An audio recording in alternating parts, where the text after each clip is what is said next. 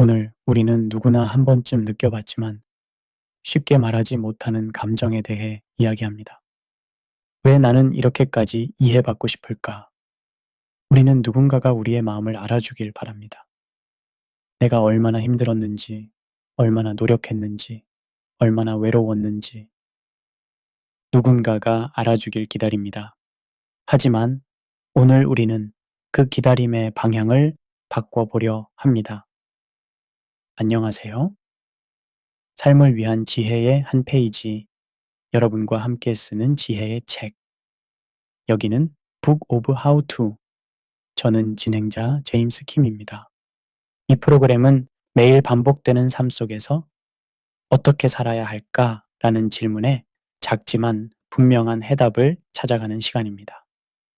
성공적인 관계를 만드는 법부터 마음을 다스리는 방법, 삶의 목적을 찾는 여정까지 어떻게, 즉 How to의 모든 것을 다룹니다. 내 마음을 누가 알아주길 기다리기 전에 나는 과연 내 마음을 알고 있었는가? 현대사회는 타인의 인정과 반응을 너무 쉽게 얻을 수 있는 환경을 만들었습니다. 좋아요, 댓글, 반응. 하지만 그럴수록 우리는 점점 더 자신의 내면과 멀어지고 있습니다. 오늘 이 시간에는 왜 인간은 이해받고 싶어 하는 존재인지, 왜 우리는 자기 자신을 이해하는데 어려움을 겪는지, 뇌와 심리가 자기 인식을 어떻게 방해하는지, 그리고 진짜 자기 이해는 어떻게 시작되는지, 이 모든 질문을 통해 자기 이해라는 삶의 핵심 주제를 깊이 탐구해 보겠습니다. 지금 이 순간 잠시 멈추고 스스로에게 물어보십시오. 지금 내 마음은 어떤가?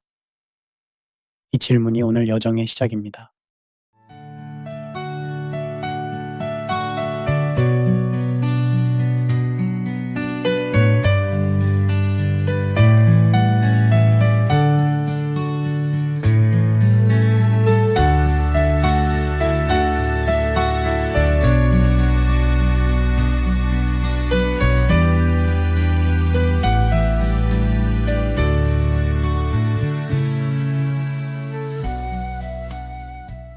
내 마음을 누가 알아주길 기다리지 말고 내가 먼저 알아줘야 한다.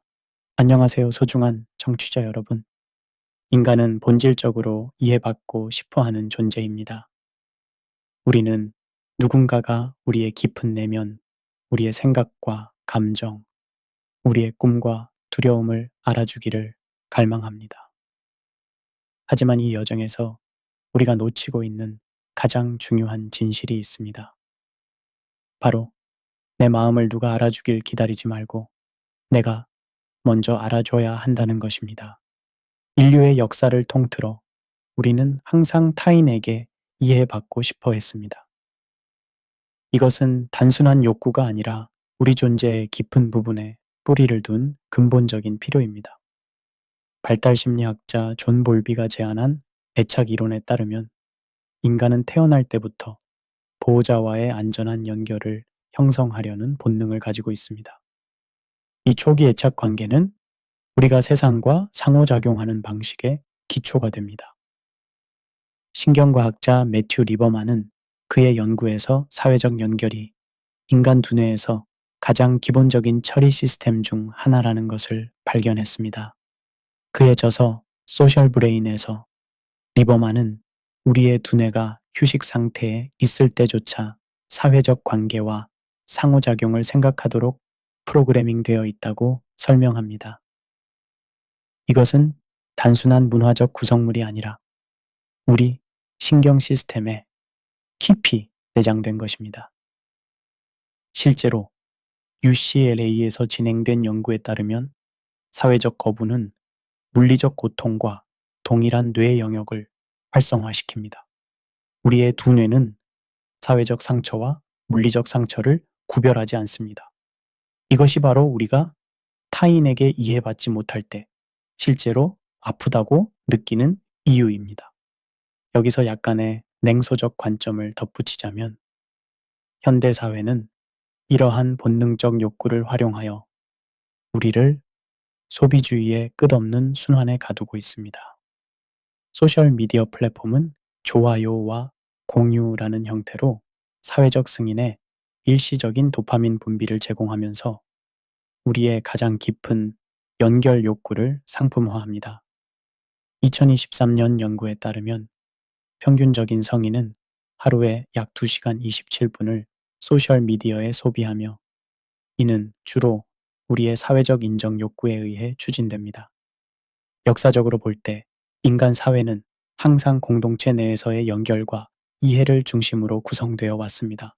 인류학자 로빈 덤바의 연구에 따르면 인간의 뇌는 약 150명의 사람들과 의미 있는 관계를 유지하도록 진화했습니다. 이것은 덤바의 수로 알려져 있으며 고대 수렵 채집 사회에서부터 현대의 군사 조직과 기업에 이르기까지 인간 그룹의 최적 크기를 반영합니다. 그러나 현대 사회는 우리를 더 큰 규모의 더 익명적인 상호작용으로 밀어넣었습니다. 도시화, 디지털화, 그리고 글로벌화는 우리의 사회적 풍경을 극적으로 변화시켰습니다. 우리는 이제 수천 명의 친구와 팔로워를 가질 수 있지만 진정한 이해와 연결을 경험하는 사람들의 수는 오히려 감소했습니다. 심리학자 칼 융은 자신을 알지 못하는 사람은 혼자가 아니라 나쁜 동반자와 함께 있는 것이다 라고 말했습니다. 자기 이해의 부재는 우리가 타인과 맺는 관계의 질을 저하시킵니다. 자기 이해의 여정에는 많은 장애물이 존재합니다. 이러한 장벽들은 문화적, 심리적, 신경생물학적 요인들의 복잡한 상호작용에서 비롯됩니다. 첫 번째 장벽은 심리학자 다니엘 카너먼이 설명한 인지적 편향입니다. 그의 획기적인 저서 빠르게 생각하기, 느리게 생각하기에서 카너먼은 우리의 두뇌가 어떻게 두 가지 사고 시스템을 사용하는지 설명합니다. 빠르고 직관적이고 감정적인 시스템 1과 느리고 숙고적이고 논리적인 시스템 2가 있는데 자기 이해를 방해하는 많은 인지적 편향들은 시스템 1의 영역에서 작동합니다. 예를 들어 확증 편향, confirmation bias는 우리가 이미 가지고 있는 신념을 지지하는 정보만을 찾고 인정하도록 만듭니다. 이것은 우리가 자신에 대한 기존 이미지나 이야기를 유지하도록 하며 새로운 통찰이나 성장을 방해합니다. 하버드 대학의 연구에 따르면 사람들은 자신의 기존 신념과 일치하는 정보를 접할 때 뇌의 보상센터가 활성화됩니다. 즉, 우리는 실제로 자신의 신념이 확인될 때 쾌감을 느낍니다. 또 다른 장벽은 기본 귀인 오류, Fundamental Attribution Error입니다. 사회심리학자 리 로스가 처음 설명한 이 현상은 우리가 타인의 행동은 그들의 성격이나 본질적 특성으로 귀인하는 반면 우리 자신의 행동은 상황적 요인으로 설명하는 경향을 말합니다. 이러한 비대칭적 귀인은 우리가 자신을 객관적으로 평가하는 것을 어렵게 만듭니다. 심리학자 줄리언 로터가 개발한 통제의 소재, 로커스 오브 컨트롤 개념은 자기 이해의 또 다른 중요한 차원을 설명합니다. 내부 통제 소재를 가진 사람들은 자신의 삶이 주로 자신의 선택과 행동에 의해 결정된다고 믿는 반면 외부 통제 소재를 가진 사람들은 운명, 운 또는 외부 상황이 자신의 삶을 통제한다고 믿습니다. 흥미롭게도 심리학자 마틴 셀리그만의 연구는 학습된 무력감 현상을 통해 외부 통제 소재가 어떻게 발달할 수 있는지 보여줍니다. 반복적인 실패나 통제 불가능한 부정적 경험을 통해 사람들은 자신의 행동이 결과에 영향을 미치지 않는다고 배우게 됩니다. 이것은 자기 이해와 개인적 성장을 심각하게 방해할 수 있습니다. 신경과학적 관점에서 자기 이해는 또한 뇌의 기본 모드 네트워크와 밀접한 관련이 있습니다. 이 신경망은 우리가 특정 과제에 집중하지 않을 때 활성화되며 자기 참조적 사고와 반성, 과거 회상, 미래 계획 등을 담당합니다. 연구에 따르면 우울증이나 불안 장애가 있는 사람들은 종종 DMN의 과활성화를 보이는데, 이는 지나친 자기 반성과 부정적 사고 패턴과 연관됩니다. 문화적 요인 역시 자기 이해에 중요한 영향을 미칩니다. 문화심리학자 리처드 니스벳은 동양과 서양의 사고 패턴 차이를 연구했습니다. 그의 연구에 따르면 서양 문화는 개인주의와 분석적 사고를 강조하는 반면, 동양 문화는 집단주의와 전체론적 사고를 중시합니다. 이러한 문화적 차이는 우리가 자신을 어떻게 이해하고 정의하는지에 깊은 영향을 미칩니다.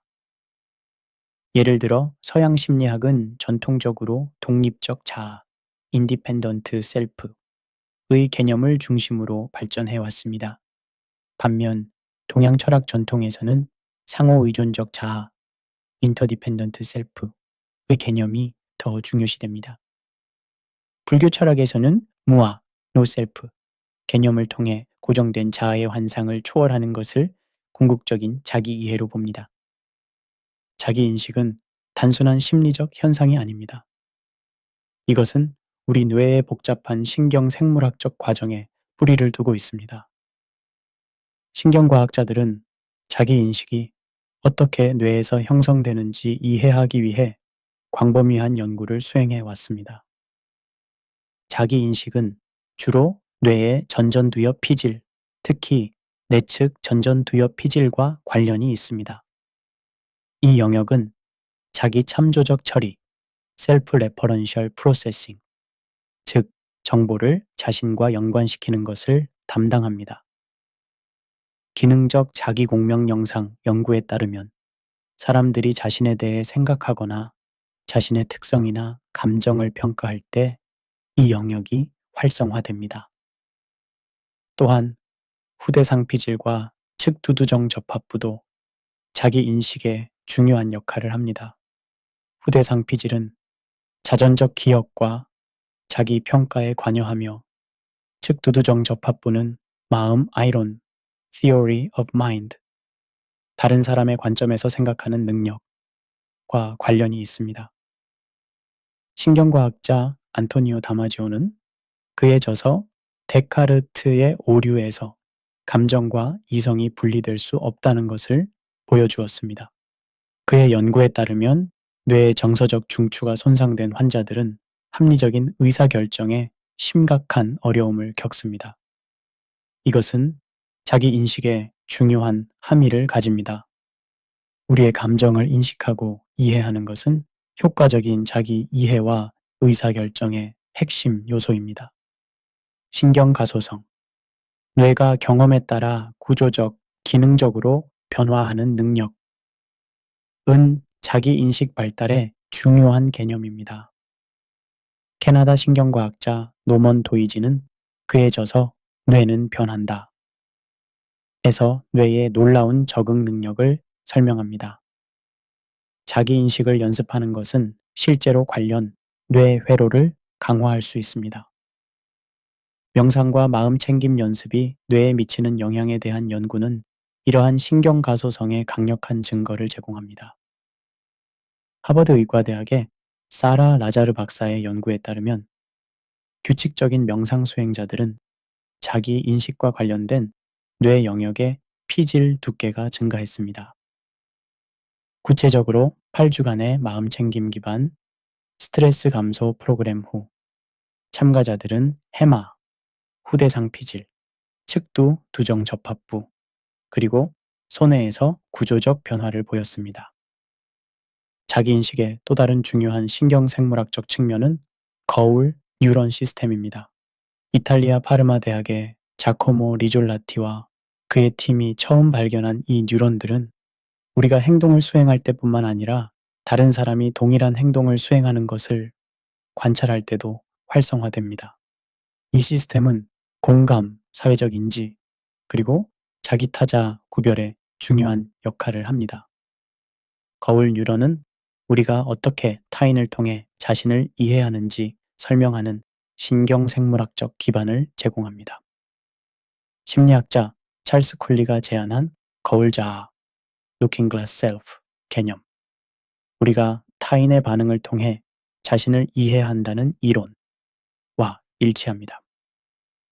그러나 이것은 양날의 검이 될 수 있습니다. 우리가 타인의 시선이나 반응에 지나치게 의존하면 진정한 자기 이해는 어려워집니다. 마지막으로 내부 수용 감각, 인터로셉션, 신체 내부 상태를 감지하는 능력은 자기 인식의 핵심 구성 요소입니다. 신경과학자 비키 바머의 연구에 따르면 내부 수용 감각은 우리의 감정적 경험과 자기 인식의 기초가 됩니다. 내부 수용 감각이 발달한 사람들은 자신의 감정 상태를 더 정확하게 인식하고 더 효과적인 감정 조절 전략을 가지고 있습니다. 내부 수용 감각은 주로 뇌의 섬엽, 인슐러 코텍스에서 처리됩니다. 이 영역은 신체 신호를 해석하고 이를 감정적 경험으로 변환하는 역할을 합니다. 마음 챙김과 요가와 같은 실천은 내부 수용 감각 정확도를 향상시키는 것으로 나타났으며 이는 더 나은 자기 인식과 정서적 웰빙으로 이어집니다. 자기 이해의 추구는 철학의 가장 오래된 전통 중 하나입니다. 고대 그리스 델피의 아폴로 신전에 새겨진 너 자신을 알라라는 명령은 서양 철학의 기초가 되었습니다. 소크라테스는 이 격언을 그의 철학적 방법론의 중심에 두었으며 검토되지 않은 삶은 살 가치가 없다고 선언했습니다. 소크라테스적 방법, 비판적 질문을 통해 가정을 검증하고 모순을 드러내는 과정은 자기 이해의 강력한 도구입니다. 이 방법은 우리가 자신에 대한 표면적인 이해를 넘어 더 깊은 진실을 탐색할 수 있도록 합니다. 데카르트의 명제, 나는 생각한다, 고로 존재한다 는 근대 서양 철학에서 자기 인식의 토대가 되었습니다. 데카르트는 모든 것을 의심할 수 있지만 의심하는 자신의 존재만큼은 의심할 수 없다고 주장했습니다. 이것은 자기 인식이 모든 지식의 기초라는 개념을 확립했습니다. 독일 철학자 임마누엘 칸트는 인간의 인식에 대한 그의 비판에서 선험적 자아, 트랜센덴탈 에고의 개념을 발전시켰습니다. 칸트에 따르면 자기 의식은 모든 경험을 통합하고 일관성 있게 만드는 필수적인 구조입니다. 그러나 칸트는 우리가 물 자체로서의 자아, 우리 인식 구조를 초월한 실제로서의 자아를 결코 알 수 없다고 주장했습니다. 여기서 약간의 냉소적 관점을 덧붙이자면 서양 철학의 이러한 합리주의적 전통은 종종 인간 경험의 인지적 측면을 과도하게 강조하면서 감정, 신체, 그리고 관계적 측면을 무시하는 경향이 있습니다. 이는 현대 사회에서 우리가 직면하는 많은 자기 소외 문제의 뿌리가 될 수 있습니다. 철학자 수잔 보르도는 서양 철학이 어떻게 마음과 몸, 이성과 감정을 이분법적으로 분리하여 통합적 자기 이해를 방해했는지 비판합니다. 장폴 사르트르의 존재와 무, Being and Nothingness에서 그는 인간 존재를 대자존재, Being for itself로 설명하며 이는 지속적으로 자신을 초월하고 재창조할 수 있는 능력을 의미합니다. 사르트르의 유명한 문구 실존은 본질에 앞선다는 우리가 먼저 존재하고 그 후에 자신의 본질을 스스로 정의한다는 것을 의미합니다. 프리드리히 니체는 스스로를 아는 것은 스스로를 창조하는 것이라고 주장했습니다. 니체에게 자기 이해는 수동적인 발견이 아니라 적극적인 창조 행위입니다. 그의 힘의 의지, will to power 개념은 자신을 초월하고 변형시키려는 추동을 설명합니다. 동양 철학 전통에서 자기 이해는 종종 서양의 개인주의적 접근과는 다른 방식으로 개념화됩니다. 불교의 무아교리는 고정되고 영속적인 자아가 존재하지 않는다고 가르칩니다. 대신 우리가 자아라고 생각하는 것은 끊임없이 변화하는 정신적, 물리적 과정의 흐름입니다. 이러한 관점에서 참된 자기 이해는 이 기본적인 무아성을 직접적으로 실현하는 것을 의미합니다. 선불교는 논리적 사고의 제한을 초월하여 직접적인 경험을 통해 진실에 도달하는 것을 강조합니다. 선사들이 사용하는 공안, 논리적으로 풀 수 없는 수수께끼, 은 합리적 사고를 초월하여 더 깊은 자기 이해에 도달하기 위한 도구입니다. 도교 철학에서 무위, 노력 없는 행동의 개념은 자기 이해의 또 다른 측면을 제시합니다. 이것은 자신의 본성에 조화롭게 일치하는 방식으로 행동하는 것을 의미합니다. 도가의 창시자 노자는 타인을 아는 자는 지혜롭고 자신을 아는 자는 깨달은 자이다 라고 말했습니다. 이러한 관점에서 자기 이해는 단순한 지적 추구가 아니라 우주의 근본적인 조화와의 일치를 추구하는 것입니다. 인도 베단타 철학에서는 개인적 자아인 아트만과 우주적 자아인 브라만의 궁극적 동일성을 강조합니다. 타트 트밤 아시, 그것이 바로 너이다. 라는 베단타의 핵심 가르침은 개인의 참된 자아가 우주적 의식과 분리될 수 없다는 것을 나타냅니다. 이러한 관점에서 자기 이해는 개인적 자아의 한계를 초월하여 우주적 의식과의 동일성을 깨닫는 것을 의미합니다. 현대 현상학은 자기 이해에 대한 또 다른 중요한 관점을 제공합니다. 에드문트 후설이 창시한 이 철학적 전통은 의식의 직접적인 경험에 초점을 맞춥니다. 후설의 현상학적 환원, 페노메놀로지컬 리덕션, 방법은 일상적인 가정을 제한하여 순수 의식의 구조를 탐구합니다. 이것은 자기 이해를 위한 엄격한 방법론을 제공합니다. 모리스 메를로 퐁티는 현상학을 신체적 존재의 중요성을 강조하는 방향으로 발전시켰습니다.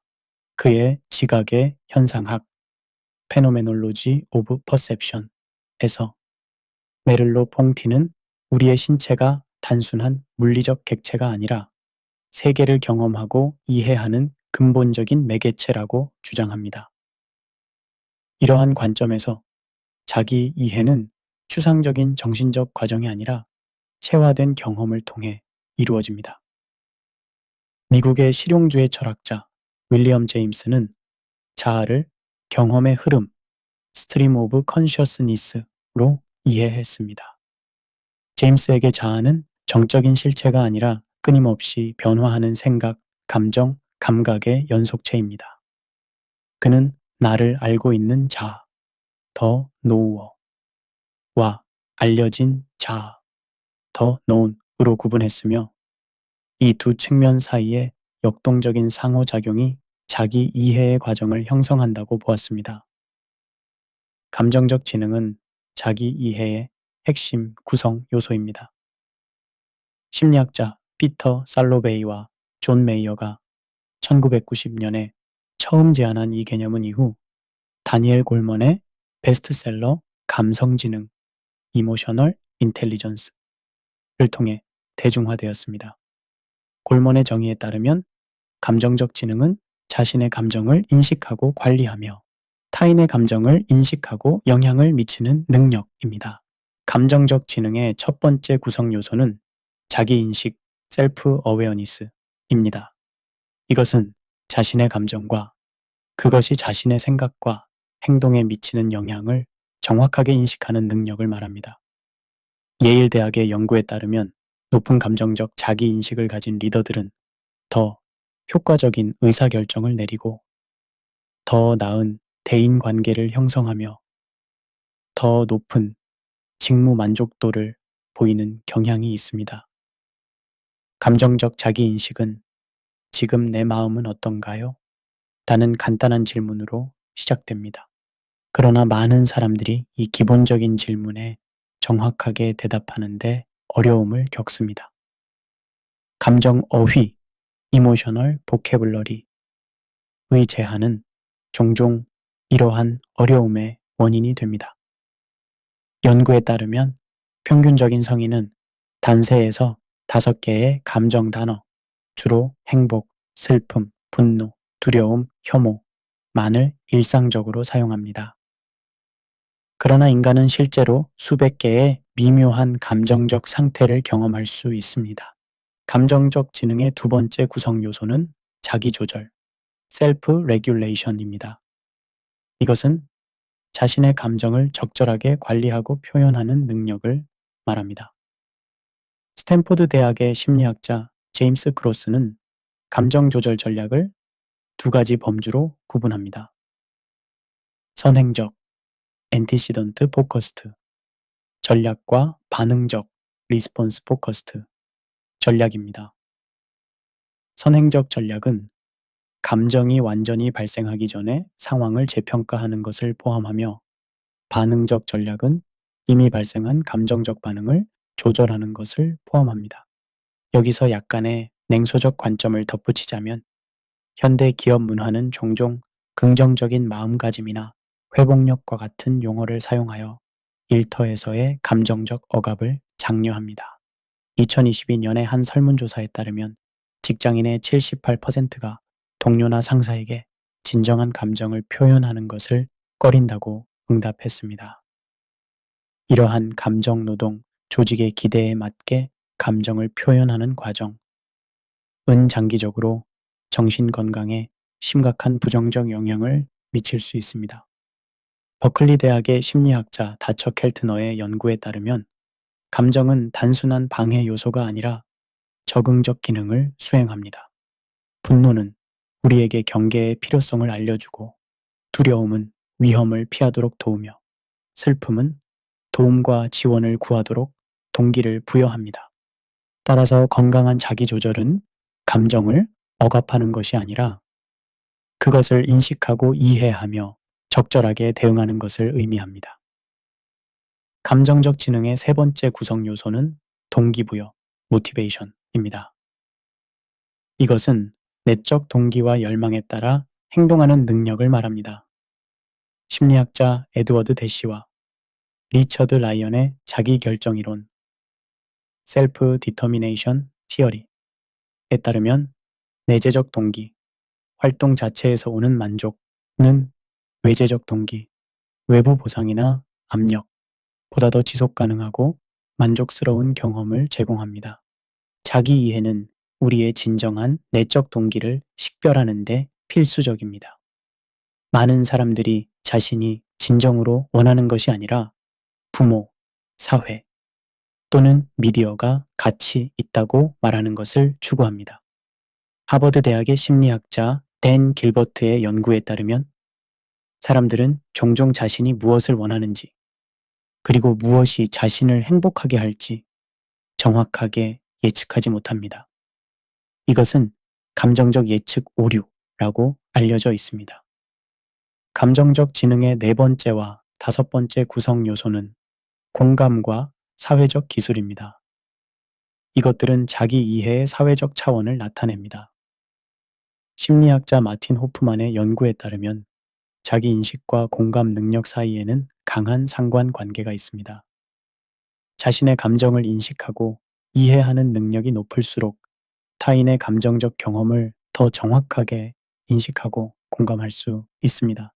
감정적 지능을 개발하기 위한 여러 접근법 중 사이코드라마와 같은 치료 기법은 특히 효과적일 수 있습니다. 야콥 모레노가 개발한 이 방법은 참가자들이 자신의 감정적 경험을 드라마틱한 형태로 재현하도록 합니다. 이것은 자신의 내적 세계를 외부화하고 객관적으로 관찰할 수 있는 기회를 제공합니다. On a starlit night, we fly through the clouds. We touch the sky. Dreams that shimmer in the air.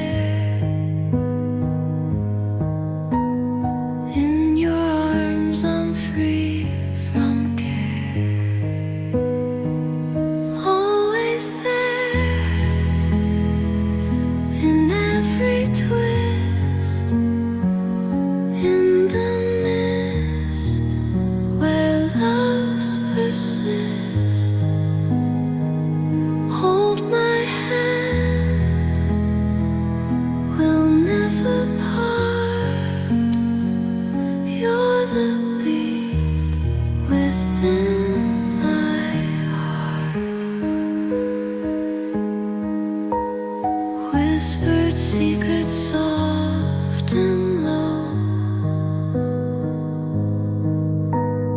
In the dark, our hearts will glow. Moonlight paints the night so bright. With you here, I feel so light. Always there in every twist, in the mist where loves persist. Hold my hand, we'll never part. You're the beat within my 감정적 지능의 개발은 생물학적으로 결정된 것이 아니라 학습과 연습을 통해 향상될 수 있습니다. 예일대학의 감정적 지능센터의 연구에 따르면 감정적 지능에 대한 집중적인 훈련은 1에서 2년 내에 측정 가능한 변화를 가져올 수 있습니다. 자기 이해는 진공 상태에서 발생하지 않습니다. 우리는 관계의 맥락 안에서 그리고 관계를 통해 자신을 이해합니다. 심리학자 해리 스택 설리반의 말을 빌리자면 사람은 인간관계의 패턴이다. 이것은 우리의 자아가 우리가 맺는 관계에 의해 형성되고 정의된다는 것을 의미합니다. 발달 심리학자 레프 비고츠키의 사회문화적 발달 이론에 따르면 모든 고등 정신 기능은 먼저 사회적 상호작용을 통해 형성되고 그 후에 내면화됩니다. 비고츠키는 이것을 정신 간에서 정신 내로 from intermental to intramental 발달이라고 표현했습니다. 자기 이해는 우리와 상호작용하는 사람들의 반영과 피드백을 통해 발전합니다. 애착 이론의 창시자 존 볼비와 메리 에인즈워스의 연구는 초기 양육자와의 관계가 자기 개념 형성에 미치는 중요한 영향을 보여줍니다. 안전한 애착을 경험한 아이들은 자신과 타인에 대한 긍정적인 내적 작동 모델, 인터널 워킹 모델을 발달시키는 경향이 있습니다.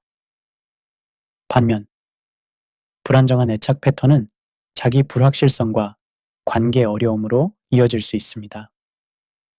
심리학자 윌리엄 스완의 자기 검증 이론, 셀프 베리피케이션 티어리에 따르면 사람들은 자신의 기존 자아 개념을 확인해주는 피드백을 선호하는 경향이 있습니다. 이것은 긍정적이든 부정적이든 자아 개념의 일관성을 유지하려는 욕구를 반영합니다. 이러한 자기 검증 경향은 부정적인 자아상을 가진 사람들이 왜 긍정적인 피드백보다 부정적인 피드백을 더 진정성 있게 받아들이는지 설명합니다. 여기서 약간의 냉소적 관점을 덧붙이자면 소셜미디어는 관계를 통한 자기 이해의 과정을 왜곡시켰습니다. 온라인 플랫폼에서는 종종 모사 친밀감, 비스도 인티메시, 진정한 취약성과 상호성 없이 친밀함을 모방하는 것이 촉진됩니다. 2023년 연구에 따르면 소셜미디어 사용이 증가할수록 자기 객체화, self objectification, 자신을 외부 관찰자의 눈으로 바라보는 경향가 증가하는 것으로 나타났습니다. 이것은 내적으로 정의된 자아가 아닌 외적으로 검증된 자아에 대한 과도한 의존으로 이어질 수 있습니다. 심리학자 수전 크로스와 하젤 마커스는 자아 개념이 문화적 맥락에 따라 어떻게 다르게 구성되는지 연구했습니다. 그들은 독립적 자아 해석, 인디펜던트 셀프 컨스트루얼과 상호 의존적 자아 해석, 인터디펜던트 셀프 컨스트루얼을 구분했습니다.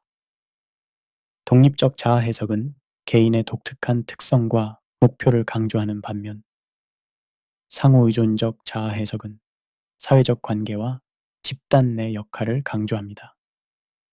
흥미롭게도 이러한 문화적 차이는 뇌 활동 패턴에도 반영됩니다. 북경대학과 미시간대학의 공동 연구에 따르면 동아시아 참가자들은 자기 참조적 정보를 처리할 때 서양 참가자들과는 다른 뇌 영역을 활성화시킵니다. 이것은 자기 이해의 신경생물학적 기초가 문화적 경험에 의해 형성될 수 있음을 시사합니다. 관계 중심 접근법의 주요 이론가인 진 베이커 밀러와 주디스 조던은 상호 성장 모델, 뮤추얼 그로스 모델을 제안했습니다. 이 모델에 따르면 진정한 자기 이해는 분리 개별화, separation individuation가 아닌 연결을 통한 성장, growth in connection을 통해 발달합니다.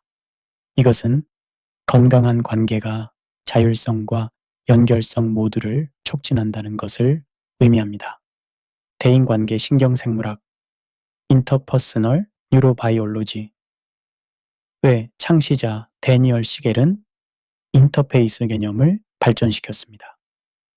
이 개념은 우리의 정신이 개인적 차원과 관계적 차원 모두에서 작동한다는 것을 설명합니다. 시겔에 따르면 건강한 자기 이해는 이 두 차원의 통합을 포함합니다. 심리학자 마이클 커와 머레이 보웬이 개발한 가족 시스템 이론, 패밀리 시스템스 시어리, 가족 내 패턴과 역동이 어떻게 개인의 자기 이해에 영향을 미치는지 설명합니다. 보웬은 자아 분화, differentiation of self 개념을 중심 원리로 제시했습니다. 이것은 정서적으로 반응하면서도 자율성을 유지하는 능력을 의미합니다. 사회심리학자 조나단 하이트는 그의 저서 행복 가설, 더 해피니스 하이포시스에서 초월적 자아, 트랜스센던트 셀프 개념을 논의합니다.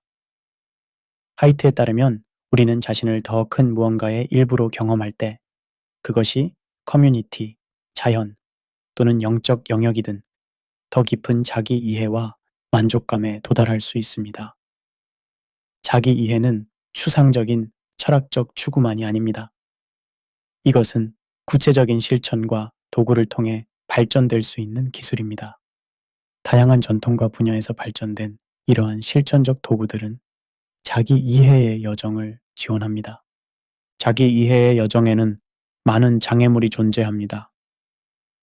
이러한 장애물들을 인식하고 극복하는 것은 자기 이해의 과정에서 중요한 부분입니다. 첫 번째 주요 장애물은 자기 기만, 셀프 디셉션입니다. 진화심리학자 로버트 트리버스의 연구에 따르면 자기 기만은 일종의 적응 메커니즘일 수 있습니다. 그의 저서 자기 기만의 어리석음, 더 폴리 오브 풀스에서 트리버스는 자기 기만이 타인을 더 효과적으로 속이기 위한 진화적 전략으로 발전했을 수 있다라고 제안합니다.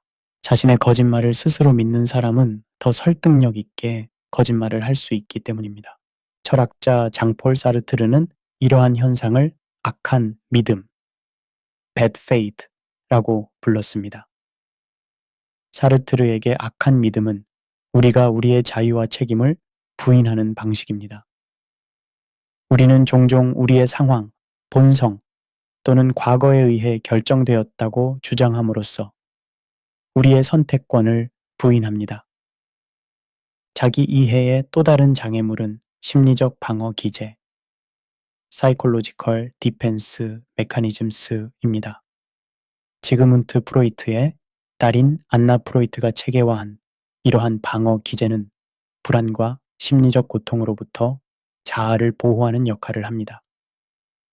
방어 기제에는 억압, 투사, 부정, 합리화 등이 포함됩니다.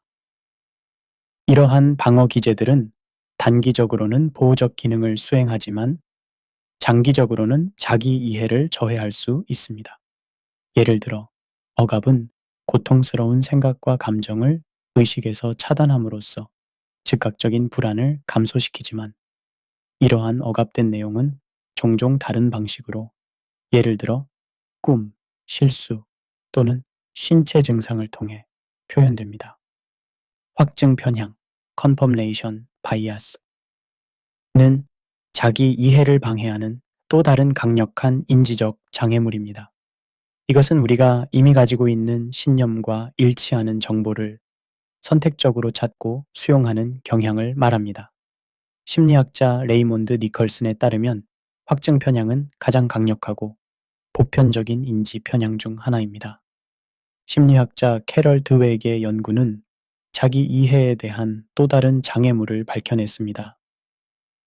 고정 마인드셋을 가진 사람들은 자신의 특성과 능력이 고정되어 있다고 믿습니다. 이것은 실패를 두려워하고 도전을 회피하며 비판에 방어적으로 반응하게 만들 수 있습니다. 반면 성장 마인드셋을 가진 사람들은 노력과 학습을 통해 성장할 수 있다고 믿으며 이것은 더 큰 회복력과 자기인식으로 이어집니다. 정체성 함정, 아이덴티티 트랩스, 자신의 정체성을 다닐 측면이나 역할로 축소하는 경향, 도 자기 이해에 중요한 장애물이 될 수 있습니다. 사회심리학자 필립 짐바르도의 연구는 사람들이 특정 역할에 얼마나 쉽게 흡수될 수 있는지 보여줍니다. 그의 유명한 스탠포드 감옥 실험에서 일반 학생들은 교도관이나 죄수의 역할을 맡은 지 며칠 만에 그 역할에 완전히 동화되었습니다. 자기 이해의 장애물을 극복하기 위한 첫 번째 단계는 이러한 장애물들을 인식하는 것입니다. 이것은 메타인지, 자신의 사고 과정에 대해 생각하는 능력을 발달시키는 것을 포함합니다. 심리학자 존 플레벨이 처음 정의한 이 능력은 자기 이해의 핵심입니다. 자기 이해의 장애물을 극복하기 위한 또 다른 접근법은 인지적 재구성, 코그니티브 리스트럭처링입니다. 이것은 인지행동 치료의 핵심 기술로 자동적이고 왜곡된 사고 패턴을 식별하고 더 균형 잡히고 현실적인 생각으로 대체하는 것을 포함합니다. 수용, acceptance 역시 자기 이해의 장애물을 극복하는 데 중요한 역할을 합니다. 심리적 유연성 모델에 따르면 불편한 생각이나 감정을 억압하거나 회피하려는 시도는 종종 심리적 고통을 증가시킵니다. 대신 이러한 내적 경험을 판단 없이 관찰하고 수용하는 것이 더 효과적인 접근법입니다. 자기 이해는 그 자체로 목적이 아니라 개인적 성장과 변형을 위한 기초입니다. 진정한 자기 이해는 단순한 자기 지식을 넘어 자기 수용과 자기 초월로 이어집니다. 심리학자 아브라함 매슬로우의 자아실현 개념은 이러한 자기 변형의 과정을 설명합니다. 매슬로우에 따르면 자아실현은 인간이 될 수 있는 모든 것이 되는 것을 의미합니다. 이것은 자신의 잠재력을 인식하고 실현하는 지속적인 과정입니다. 매슬로우의 연구에서 자아실현된 개인들은 몇 가지 공통적인 특성을 보였습니다.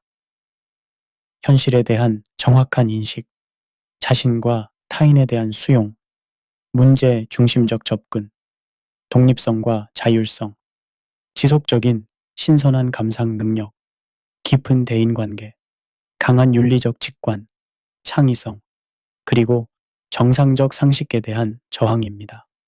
정신분석가 카렌 호나이는 실제 자아, 리얼 셀프와 이상화된 자아, 아이디얼라이즈드 셀프 사이의 구별을 강조했습니다. 이상화된 자아는 우리가 되어야 한다고 느끼는 완벽하고 전지전능한 버전의 자신입니다. 호나이에 따르면 진정한 자기 이해와 성장은 이러한 비현실적인 이상화된 자아를 포기하고 실제 자의, 우리의 장점과 한계를 모두 포함하는를 수용하는 것을 포함합니다. 심리학자 로버트 캐건의 발달 구성주의, 디벨롭멘털 컨스트럭티비즘 이론은 자기 이해와 변형의 또 다른 중요한 관점을 제공합니다.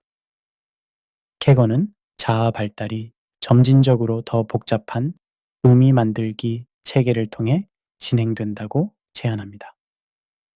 그의 이론에 따르면 각 발달 단계는 이전 단계의 주체, 서브젝트였던 것을 객체, 오브젝트로 변환하는 것을 포함합니다.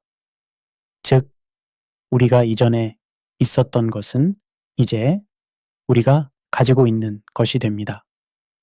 이러한 주체 객체 변화는 자기 이해의 핵심 측면입니다.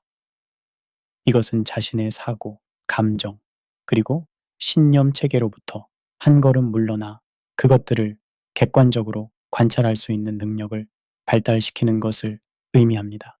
이러한 관점의 변화는 더 큰 자유와 선택권으로 이어집니다. 심리학자 스콧 팩은 그의 저서 아직 가보지 않은 길, 더 로드 레스 트래블드에서 개인적 성장을 진실에 헌신하는 과정으로 정의합니다. 팩에 따르면 이것은 우리 자신과 세계에 대한 진실을 계속해서 확장시키는 것을 의미합니다. 이러한 진실에 대한 헌신은 종종 불편하고 고통스러울 수 있지만 궁극적으로 더 큰 자유와 충만함으로 이어집니다. 자기 이해에서 자기 변형으로의 여정은 또한 그림자 작업을 포함할 수 있습니다. 칼 융이 개발한 이 개념은 우리가 의식적으로 인정하거나 확인하기를 거부하는 성격의 측면을 통합하는 과정을 말합니다. 융에 따르면 그림자를 인식하고 통합하는 것은 심리적 온전함과 개인화의 핵심입니다. 현대 신경과학은 자기 변형의 생물학적 기초에 대한 통찰을 제공합니다. 신경가소성 뇌가 경험에 따라 구조적, 기능적으로 변화하는 능력은 자기 변형이 가능한 신경생물학적 메커니즘을 제공합니다. 이것은 우리가 실제로 자신의 뇌를 재구성할 수 있으며 따라서 자신의 경험과 행동 패턴을 변형시킬 수 있다는 것을 의미합니다. 자기 변형의 여정에서 통합의 개념이 중요합니다. 심리학자 케네스 펠드만이 제안한 발달적 통합, Developmental Integration 모델에 따르면 성장은 경험의 서로 다른 측면들을 더 일관되고 조화로운 전체로 통합하는 것을 포함합니다. 이것은 우리의 다양한 부분들, 감정적, 인지적, 신체적, 영적을 인식하고 조화시키는 과정입니다. 이제 우리는 이 여정의 원점으로 돌아옵니다. 내 마음을 누가 알아주길 기다리지 말고 내가 먼저 알아주어야 한다. 이 단순하면서도 심오한 진실은 자기 이해의 여정의 본질을 요약합니다. 우리는 종종 타인이 우리를 이해해 주기를 갈망합니다. 우리는 우리의 본질, 우리의 노력, 우리의 고통을 누군가가 진정으로 알아봐 주기를 원합니다. 그러나 이러한 외부적 검증에 대한 의존은 종종 실망과 소외로 이어집니다. 아이러니하게도 우리가 자신을 진정으로 이해하고 인정할 때 우리는 타인의 이해와 인정에 덜 의존하게 됩니다. 심리학자 칼 로저스는 역설적이게도 내가 있는 그대로의 나 자신을 받아들일 때 나는 변화할 수 있다고 말했습니다. 이 통찰은 자기 이해의 변형적 힘을 포착합니다. 자신의 진실, 장점과 약점, 빛과 그림자 모두를 인정하고 수용할 때 우리는 자유롭게 성장하고 변화할 수 있습니다. 변화의 역설은 많은 심리치료 전통에서 인정됩니다. 게슈탈트 치료의 창시자 프리츠 펄스의 말을 빌리자면 변화는 네가 되려고 하는 것이 되려고 할 때가 아니라 네가 있는 그대로의 것이 될 때 일어난다. 자신을 먼저 이해하고 인정하는 삶의 방식은 몇 가지 핵심 원칙을 중심으로 합니다. 첫째, 내적 참조점, internal reference point를 발달시키는 것입니다. 심리학자 리처드 슈와츠의 내적 가족 체계, internal family systems 모델에 따르면 우리 각자는 자애롭고 평화롭고 지혜로운 참된 자아를 가지고 있습니다. 이 내적 참조점에 접근하고 그것으로부터 행동하는 법을 배우는 것은 자기 이해의 여정의 중요한 부분입니다. 둘째, 자기 연민, 셀프 컴패션을 실천하는 것입니다. 심리학자 크리스틴 네프의 연구에 따르면 자기 연민은 세 가지 핵심 요소로 구성됩니다.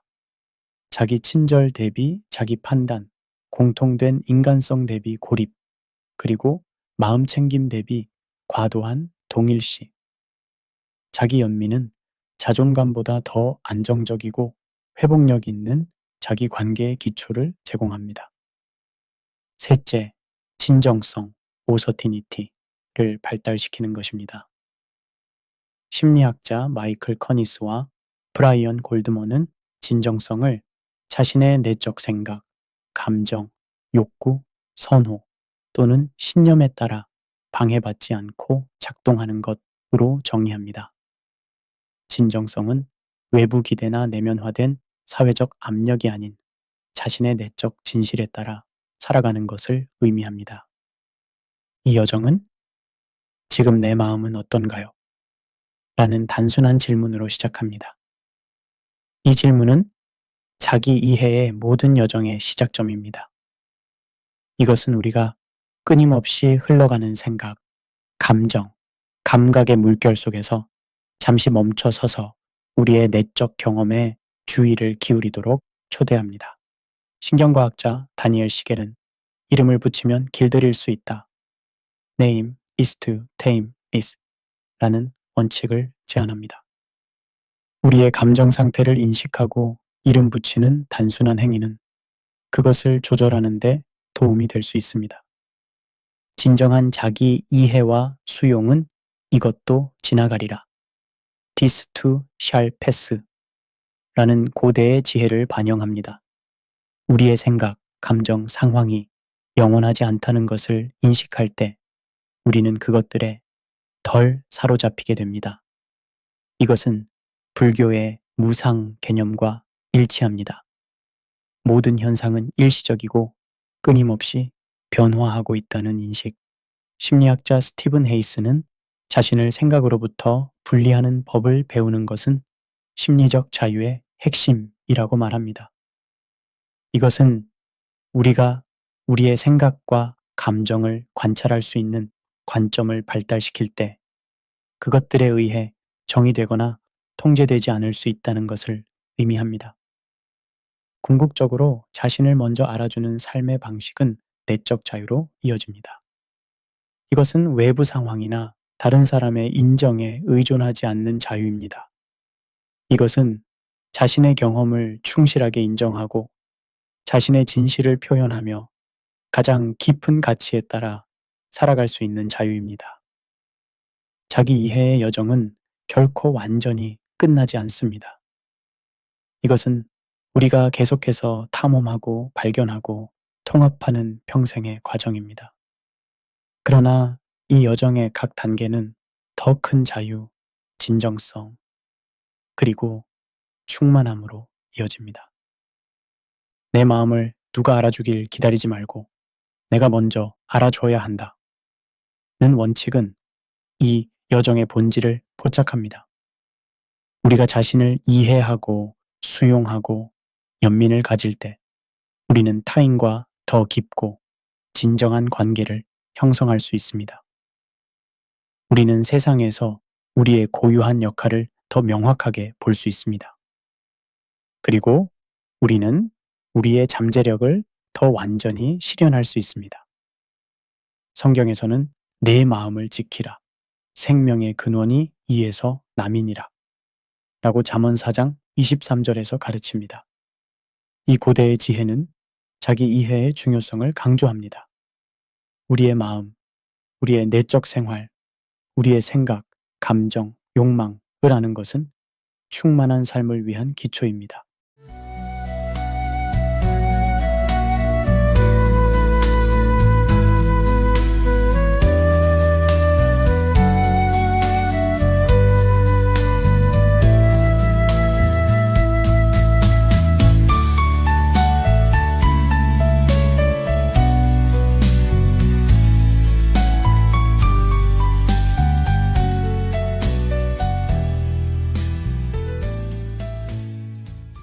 오늘 우리는 한 가지 중요한 진실을 마주했습니다.